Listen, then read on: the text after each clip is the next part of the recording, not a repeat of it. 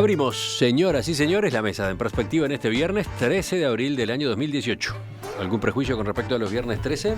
Ninguno, absolutamente. Ninguno. Mi papá creía que eran de buena suerte. Están a tiempo de retirarse si les Que parece también es mala un suerte prejuicio. hacer tertulia el viernes 13. Cambia eso. En algunos países es el 17 el número. que De le mala llega. suerte. En Estamos- Nápoles. Sí, en Italia. Exactamente. Sí. Estamos con Ana Ribeiro, buen día. Buen día. Juan Gropone, Buen día, ¿qué tal? Gonzalo Pérez del Castillo, Muy buenos días. Mauricio Rosekov. Presente. Todos presentes, empezamos. El intendente de Montevideo, Daniel Martínez, le envió una carta al presidente de la República, Tabaré Vázquez, en la que expresa preocupación por lo que percibe como un aumento de la indigencia en las calles de la ciudad. La noticia apareció en Búsqueda ayer temprano y luego Martínez habló consultado por la prensa. No es una crítica al MIDES para nada, reconocimiento del trabajo. Ahora bien, presidente, como montevideano y como responsable, tengo que transmitir primero mi preocupación por la condición humana que está viviendo esa gente y segundo, por el impacto en la ciudad y la preocupación de los vecinos. La novedad se conoció unos días después de que el Instituto Nacional de Estadística informara que la pobreza había descendido hasta su mínimo histórico, 7,9%, y que el presidente Vázquez afirmara que ese hito se debía a las políticas sociales llevadas a cabo por los gobiernos del Frente Amplio. En el informe del INE también se indica que por debajo de la línea de indigencia hay en el país unas 3.500 personas, o sea, 0,1% de la población. ¿Qué dicen? A Mauricio le había llamado la atención este tema. Sí, impacta verlos. Y además terminas viéndolos integrados a la geografía, al paisaje. Pero con alguna particularidad con respecto a todo lo que se manifiesta. Lo primero que uno piensa, hombres en situación de calle, gente en situación de calle. Hay que abrir un local y que salgan de la vereda y se metan al living. Pero no es el caso. Es decir, vos ves el promedio de edad entre 20 y 40 años. Es gente joven. Es gente que vos ves, lo ves con vitalidad en la calle y terminan conformando una comunidad. Se reúnen, se aglutinan, se intercambian los laburos, sobre todo toman una zona y ahí vintenean. Y después algo más. Vos lo ves estacionados y acampados como si en el monte de acacia de Malvin, por ejemplo, digamos, están todo el año. Y la primera reacción que hemos tenido tradicionalmente con respecto a eso es cómo la pobreza, la indigencia. Nunca se nos ocurrió un planteo de que ellos también tienen una responsabilidad. Es decir, somos ajenos a exigirle una responsabilidad a ellos. Al fin de cuentas, que si se dieron el combustible o si se dieron el fumo y no supieron controlar y en sus casas fueron rechazados porque un porcentaje altísimo es de gente que no tiene comunicación con su vivienda, con su familia, o por lo que sea, están ahí. Es decir, la solución no puede ser estrictamente la de la pobreza indigente que necesita realmente una pieza en una pensión o un espacio en un hogar del MIDES para ir con los hijos o ir ahí mientras se ubica un trabajo. Es decir, creo que en ese aspecto no hay una respuesta, que en ese aspecto tenemos una actitud que no se ajusta a la realidad, porque lo ves dinámico, lo ves sinérgico, lo ves además con un estilo pastabacero que mata. Y además, en algunos lugares, que es lo que le preocupa a Daniel cuando le mandan una carta a Tabaré, porque salió en la prensa atrás del Banco República, allí en Positos, en el callejón que hay ahí. Atrás del Camino Club a los República. hormigueros. El club, Camino a los hormigueros. Camino a los hormigueros. Sí. Y crean problemas de presión, de robo, de arrebato, de canto, de música. Es decir, los vecinos tienen derecho también. Entonces, la búsqueda de una respuesta es un viejo tema ¿no? Quiero decir, lleva años esta situación, ha ido creciendo. El tema es que pasan los tiempos y pese a estos números que estamos Ahí mencionando está, de las exacto. estadísticas, esta realidad en las calles, por lo menos en Montevideo, aumenta. Porque agarraron toda la zafra de la temperatura. Y curiosamente, por ejemplo, ha pasado que hasta algunos locales del Mides, que están instalados para trabajar con esta realidad, generan en su entorno esto de la apropiación del espacio, las veredas o umbrales de edificios, etcétera, por gente que vive en situación de calle o que pasa buena parte del día en situación de calle, ¿no? Acá tenemos una situación en el centro, muy, muy cerca de acá de la radio, ¿no? Sí, en Universidad Católica pusieron un local cercano también y bueno, a partir de ahí comenzaron a haber atracos a los alumnos, los profesores, que antes no había, porque además es una calle muy poblada todo el tiempo, muy movida, con mucha gente que entra y sale. Entonces, era una zona hasta ese momento tranquila. Fue instalar el local y se desarrolló una situación bastante difícil. Ahora, es natural que las personas busquen una especie de afincamiento. Entonces, no todos se comportan iguales. Hay algunos que se sienten vecinos y que cultivan el tratar de que los demás lo visualicen como tal. Saludan, son amables, reciben ropa de quienes les da pena y les alcanzan cosas. Hay mujeres, no son exclusivamente varones, aunque la mayoría sean varones. Hay mujeres, hay muchos niños también en esa situación. Es bastante difícil mantenerse ajeno a la piedad que despiertan, junto con el rechazo y la repugnancia cuando de pronto te encontrás con que el baño y las relaciones íntimas también son en la calle, ¿no? Son situaciones múltiples y muy complejas. Dice uno de nuestros oyentes, vivir en la calle o ser hurgador ya no es la última chance. Hoy es un modo de vida para algunas personas, es una opción, es espantoso, agrega. Sí. Creo que nadie puede usar otro objetivo. Juan dice, no, le paso la palabra a Gonzalo. Esto es como un truco a veces, ¿no? Sí. Y yo que no sé jugar. Por señas. Y yo que no sé miro de jugar, afuera. no sé cómo hacer. ¿eh? No, está bien. ¿Que pactaron antes con en qué orden iban a hablar? No, si venimos hablando de botánica bueno. todo el camino. Yo sobre esto creo que acá ha habido un error, me parece, de fondo, creo yo, ¿no? Capaz que estoy equivocado. Pero yo recuerdo que yo de los 11 años que pasé en la FAO, 6 al menos los trabajé en el Programa Mundial de Alimentos. El Programa Mundial de Alimentos atiende a la gente más pobre del mundo. Tú, para poder ser beneficiario del Programa Mundial de Alimentos, tenés que demostrar de que tú no tendrías nunca la posibilidad de comprar ese alimento, porque si no estaríamos desplazando un mercado, ¿no? Un potencial. Entonces tenés que ser tan pobre como eso. Bueno, así todo, en el Programa Mundial de Alimentos el 85% de los alimentos iban para proyectos de desarrollo, es decir, proyectos que le cambian la vida a la gente, que les enseñan a pescar, no que le dan un pescado para que solucione su problema por un día, sino que les enseñan a pescar. Y yo creo que esa es la idea de combatir la pobreza. Es decir, combatir la pobreza es un cambio cultural.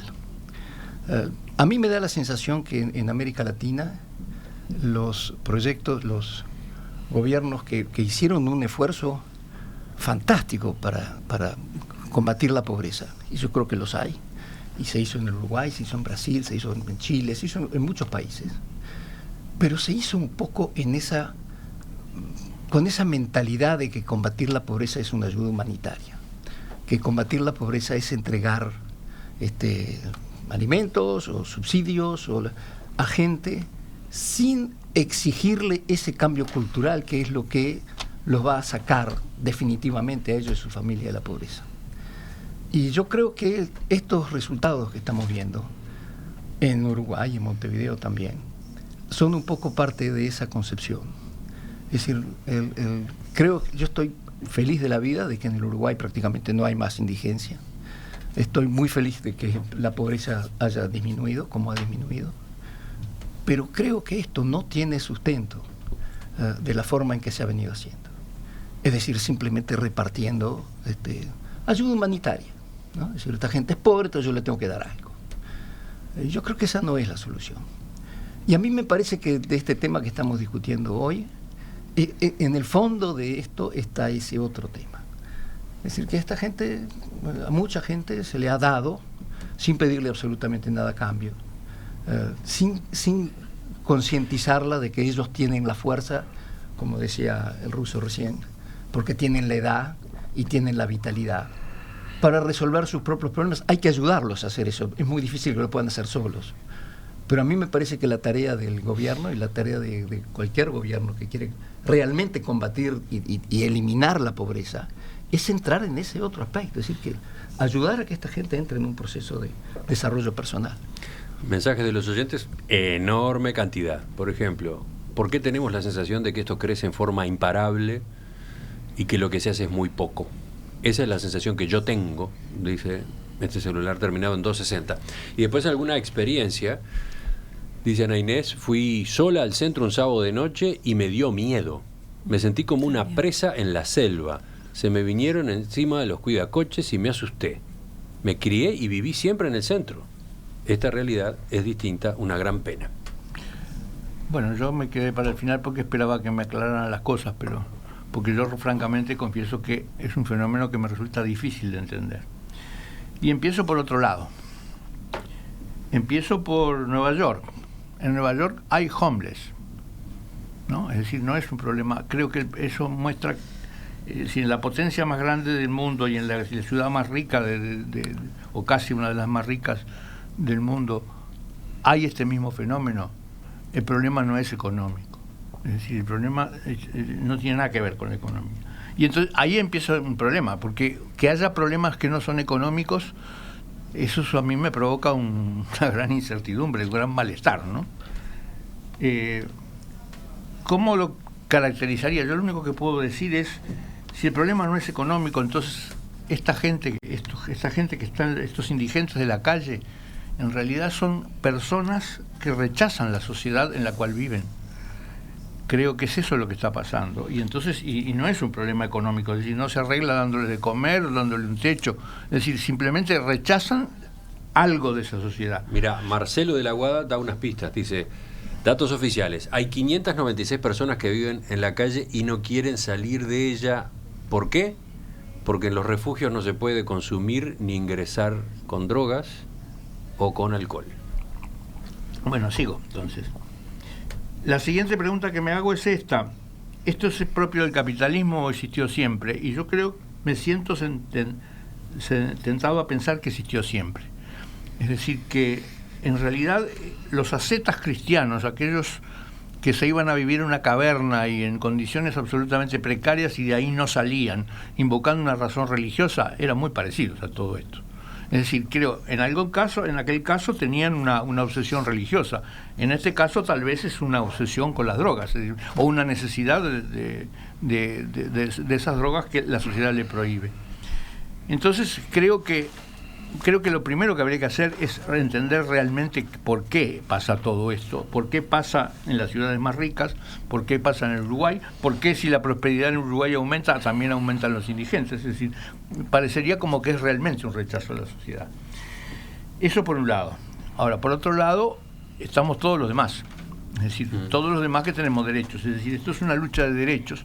Y esto se vincula esencialmente con el segundo tema, que lo voy a considerar en la segunda parte, en el segundo tema de esta mesa. Dice, mirá, claro que es una lucha entre los derechos de los vecinos que tienen derecho a una vida normal y esta gente que está reclamando un derecho diferente, ¿no? Sí. Mira, Alicia de Positos dice, creo que hay un vacío legal con respecto a esta situación. Sí. No pueden adueñarse de los espacios públicos.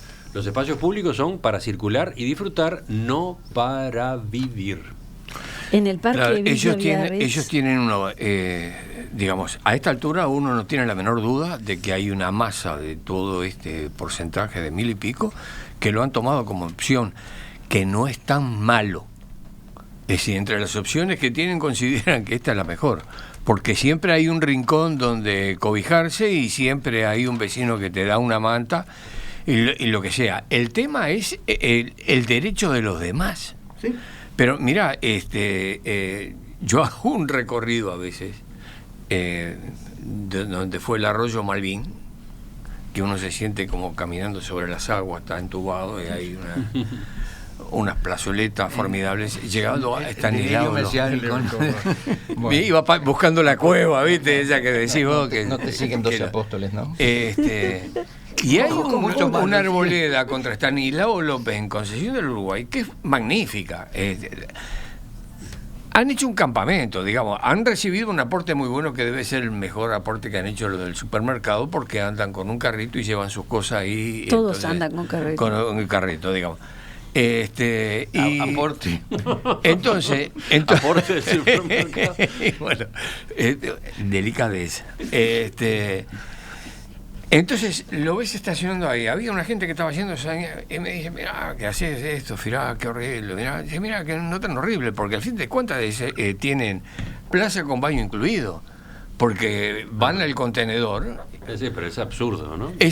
Claro, es absurdo. Es que no lo podés sacar porque la ley no te lo permite. Y el lugar lo les gusta sacás y se volvás. Y bueno, terminan siendo afectados, y el vecindario también, con los paros de avión, porque cuando lleguen al contenedor, en vez de introducirse, se acuclillan a la vera.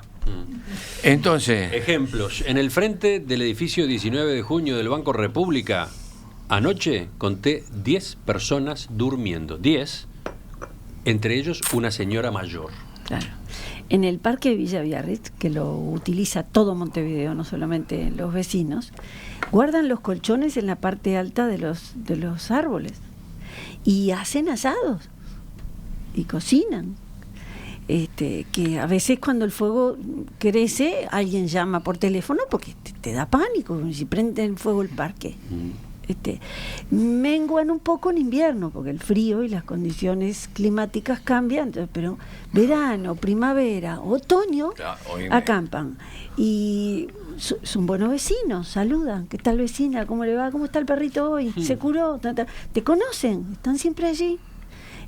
Terminás conociendo a algunos y te da muchísima pena, pero la disputa es la territorialidad. Entonces, yo creo que Mauricio dijo una cosa y es, en aras de la pena y la marginalidad que representan y la pena que despiertan en la gente, hay como un solo derechos y no obligaciones que cómo puede revertirse, o una persona que tiene semidestruida su cabeza por el uso de pasta base o por el alcohol, ¿qué tipo de obligación le puedes establecer? Bueno, quizás hay que hacer un plan integral que controle lo que se les da de ayuda, porque no podés ser indiferente y ciego a eso, ningún sistema político puede serlo, sería lo ideal que nadie lo fuera, con planes de rehabilitación en lo que se pueda, con cupos, con previsión y con una combinación con vigilancia policial, porque ahí está ese vacío, algo que les haga entender, bueno, que hay un límite y que no afecte tanto los derechos de los demás.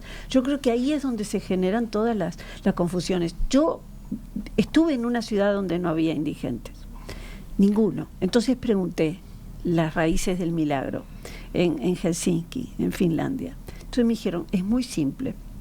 Nadie puede vivir en la calle porque amanece muerto por el frío. Bueno. Si le sirve el dato a Juan. Sí. Pero como que dijo Juan, este problema no es solo uruguayo y montevideano. Y por ejemplo tenemos el mensaje de Manuel desde Madrid que dice, hoy en la Plaza Mayor de Madrid duermen y viven más de 30 indigentes. Y ayer uno desnudo provocó un colapso en una plaza de Barcelona. Sí. Pero yo no sé, francamente, Juan, está bien lo que decís, en Nueva York hay homeless, sí, sin duda. Pero yo creo que el fenómeno que se está dando aquí en Montevideo y posiblemente en otras ciudades también es distinto. Porque el homeless está ahí en Nueva York, vos pasás, lo ves, está durmiendo, posiblemente drogado.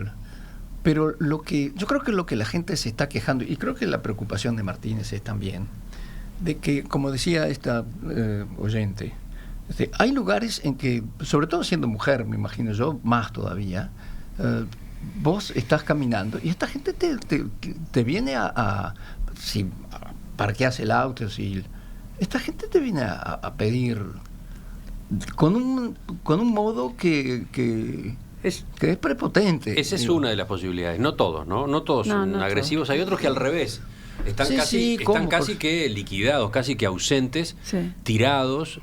en muy mal estado de salud, Muy mal estado. De higiene, y eso también es un inconveniente muy serio. Pero ¿no? yo creo que esa gente sí necesita ayuda humanitaria, pero después hay que tratar de reenfocarlos y reintegrarlos a la sociedad, y eso requiere un esfuerzo por parte de ellos también. Pero hay eso es unas fundamental. dificultades, Vos no podés- Gonzalo, terribles, porque Sí, claro que las hay. cuando llega el plan frío y sale tanta gente, y no solamente sale el Estado, salen grupos de voluntarios, Sí. a veces jóvenes católicos, diversas organizaciones, porque claro, te parte el alma, vos estás calentito en tu casa, mirás por la ventana y ves aquello, ¿no? Y tenés que ser de palo Sí, o de pero metal hay una para que no te exigencia de parte. responsabilidad del individuo que nosotros no estamos aplicando. Sí, pero porque hay permitime gente que les interesa a ellos y el resto no les interesa. Sí. Es decir, salen del supermercado mujeres con un bebé en el cochecito y la están atropellando para ver si le sacan un mango o algo de la bolsa.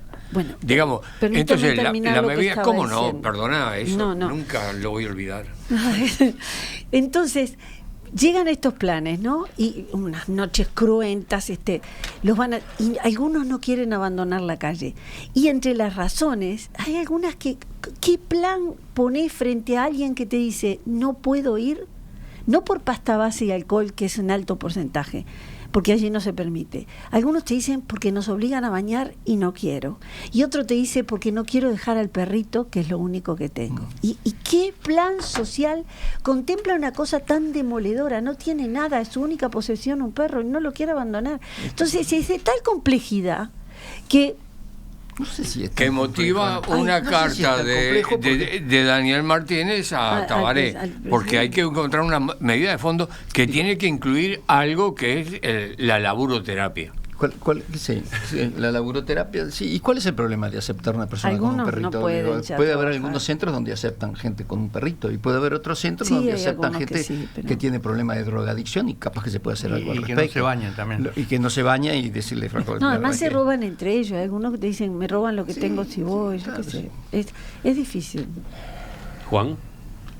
No, yo lo que quería decir es que sigo pensando lo mismo, que si el problema es que esa persona rechaza la sociedad en la cual vive, no se trata ni de enseñarle a trabajar, ni de enseñarse a lavar, ni quitarle la pasta base, es decir, están en otra situación. Yo me imagino, por ejemplo, a San Antonio Ermita en Egipto, a ver si alguien lo iba a sacar de la cueva para llevarlo a la sociedad y decir, integrate. Juan, yo Juan, creo que no lo rechaza, creo que es una opción.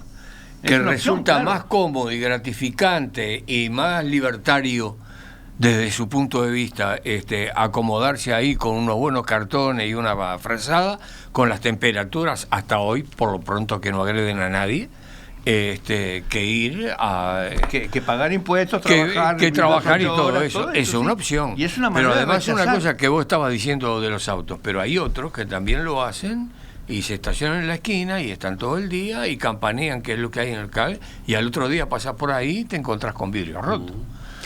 Dice, No es una agresión a los vidrios, sino que es la búsqueda de materia prima. Dice otro oyente, y con el término elder, estimados, el camino, aunque nos guste, es obligarlos. Yo Esto recordaría... es polémico y Sí. en todo caso requiere normativa, y ahí se tranca, ¿no? Ahí se tranca. Les doy un dato que vale la pena incorporar a esta discusión. La cantidad gigante de mensajes con datos, opiniones, testimonios de los oyentes en torno a este asunto. Hace tiempo que no había un tema de la mesa que movilizara tanto. Evidentemente acá hay un asunto de gran sensibilidad, ¿no?